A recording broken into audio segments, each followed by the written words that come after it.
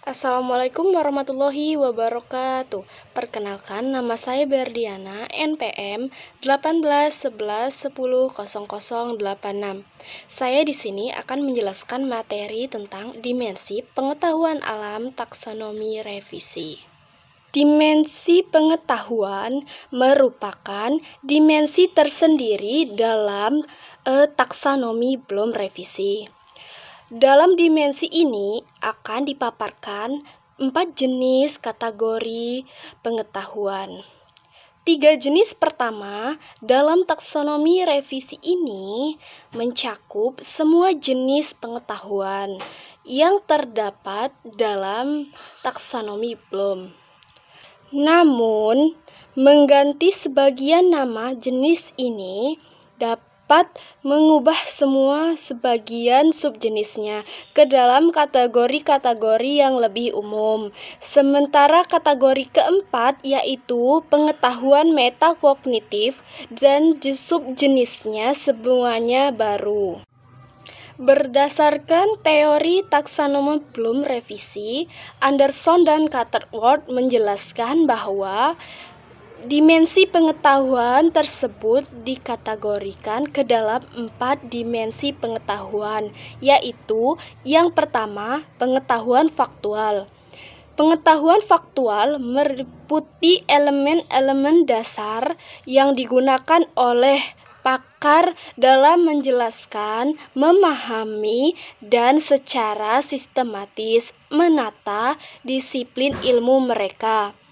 Pengetahuan faktual berisikan elemen-elemen dasar yang harus diketahui sesuai jika mereka akan mempelajari sesuatu disiplin ilmu atau menyelesaikan masalah dalam disiplin ilmu tersebut. Pengetahuan faktual terbagi menjadi 2 subjenis, yaitu yang pertama, pengetahuan tentang terminologi.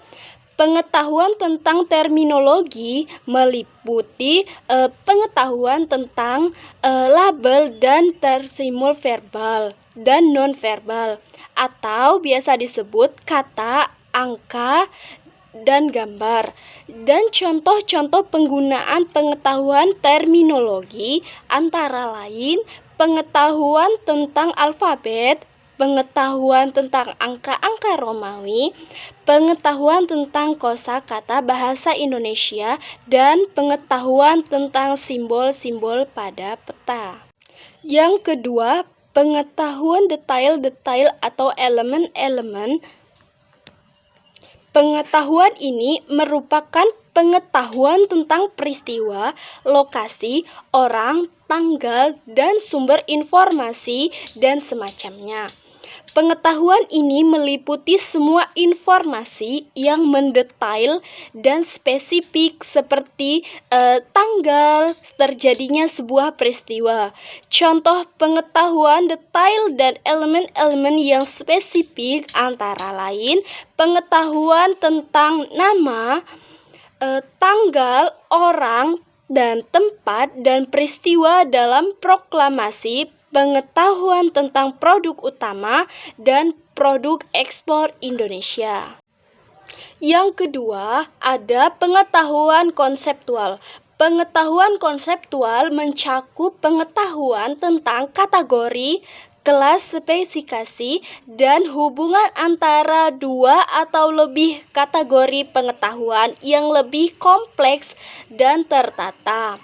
Pengetahuan konseptual meliputi skema, model, mental, dan teori yang mempresentasikan pengetahuan manusia tentang bagaimana suatu materi kajian yang ditata dan distrukturkan, dan bagaimana bagian-bagian informasi dan bagian ini berfungsi bersama. Pengetahuan konseptual terdiri 3 subjenis, yaitu yang pertama, pengetahuan tentang klasifikasi dan kategori. Klasifikasi dan kategori merupakan landasan bagi prinsip dan generalisasi. Prinsip dan generalisasi menjadi dasar bagi teori, model, dan struktur. Pengetahuan tentang klasifikasi dan kategori ini meliputi kelas, kategori, divisi, dan susunan yang spesifik dalam disiplin ilmu. Dalam klasifikasi dan kategori menciptakan hubungan antara antara elemen-elemen pengetahuan tentang klasifikasi dan kategori dapat dicontohkan yaitu ketika peserta didik menganalisis sebuah cerita dalam kategori tokoh berupa alur dan setting. Yang kedua, ada prinsip generalisasi dibentuk oleh klasifikasi dan kategori. Prinsip ini merupakan bagian yang dominan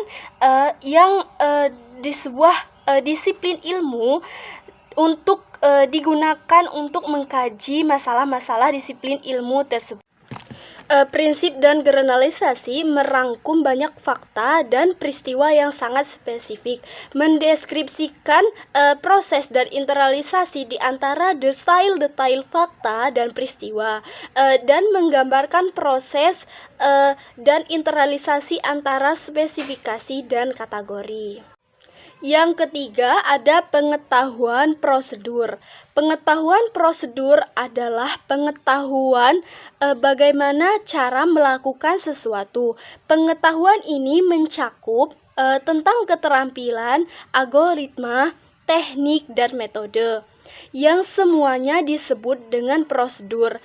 Pengetahuan prosedur berkaitan dengan pernyataan bagaimana. Pengetahuan prosedur ini terbagi menjadi 3 subjenis, yaitu yang pertama, pengetahuan tentang keterampilan dalam bidang tertentu dan algoritma. Yang kedua, pengetahuan tentang teknik, metode dalam bidang tertentu. Yang ketiga, pengetahuan tentang kriteria untuk menentukan kapan harus menggunakan prosedur yang tepat. Pengetahuan tentang teknik dan metode dalam bidang tertentu. Pengetahuan ini adalah cara berpikir dan menyelesaikan masalah-masalah, bukan hasil penyelesaian masalah atau hasil pemikiran. Yang keempat, ada pengetahuan metakognitif.